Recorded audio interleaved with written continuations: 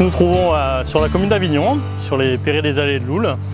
Et ici, la problématique, c'est qu'on a une plante invasive, le faux indigotier, qui est présent ici, qui s'est installé en quelques années, vraiment très peu d'années, à l'intérieur en fait, des joints de ces perrets qui sont vieillissants. Et donc la CNR aujourd'hui travaille à une solution alternative aux produits chimiques, produits phytosanitaires, pour lutter contre cette espèce. Et on retrouve du coup des herbacées, donc on a vraiment besoin de délimoner pour pouvoir accéder en fait à la base de cet arbuste si on veut pouvoir le traiter correctement. Donc cette campagne de travaux, elle s'est étalée sur environ 50 mètres depuis l'aval de cette station.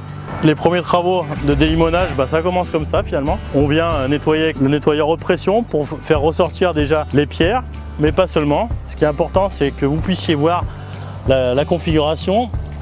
Donc c'est vraiment un travail quand même de fourmi pour pouvoir l'industrialiser, mais bon, les méthodes alternatives, ça passe aussi par des techniques comme ça un peu empiriques au départ.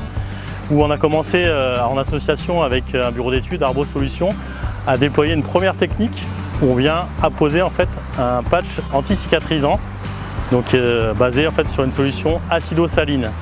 Et donc aujourd'hui, on peut mesurer déjà les premiers effets quand on regarde les premiers sujets.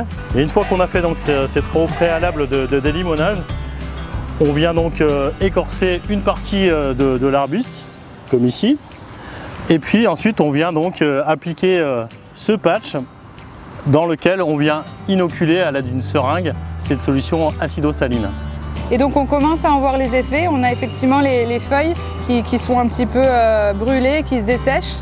Donc voilà, 3 jours après, on a une première information visuelle, mais il faut quand même attendre à peu près 1 mois pour avoir le dessèchement définitif de la plante. Donc là, on a souhaité faire évoluer aussi cette technique en utilisant quand même un plastique biodégradable avec toujours la même solution. Donc ce qui marche, on le reproduit d'année en année et puis chaque année, on introduit en fait des nouvelles expérimentations. Donc là, on a utilisé une expérimentation un peu différente où on est venu mettre en place la solution acido-saline.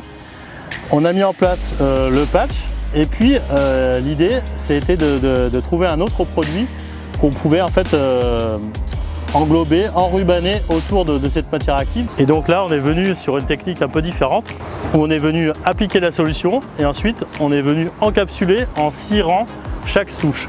Donc là on a utilisé de la cire alimentaire qu'on fait chauffer au préalable et qu'on est venu verser. Donc l'idée, c'est toujours quand même en toile de fond d'avoir quelque chose de déployable à grande échelle et finalement aussi le plus rapidement possible. Donc c'est pour ça aussi qu'on multiplie ces expérimentations en marge de déjà ce qu'on connaît qui marche, mais on a besoin quand même d'une notion aussi de rentabilité. Et plus on avance, plus on arrive quand même sur des CP, c'est-à-dire des arbustes qui sont très denses. Donc là, il a fallu qu'on réajuste un peu à mesure. Nous voici en période automnale pour faire un bilan des premières expérimentations sur les placettes qu'on avait menées sur les perrets du quai de Loul. Une fois la bâche mise en place, un suivi sur 1 voire 2 années va être réalisé. Ce suivi va consister à déposer le fer plat de la partie supérieure, à soulever la bâche et à regarder en fait comment les anciennes souches d'amorpha se comportent sur la période végétative suivante. L'objectif final est d'obtenir un perret, comme vous voyez, déstructuré, mais avec les souches d'amorpha qui sont dévitalisées.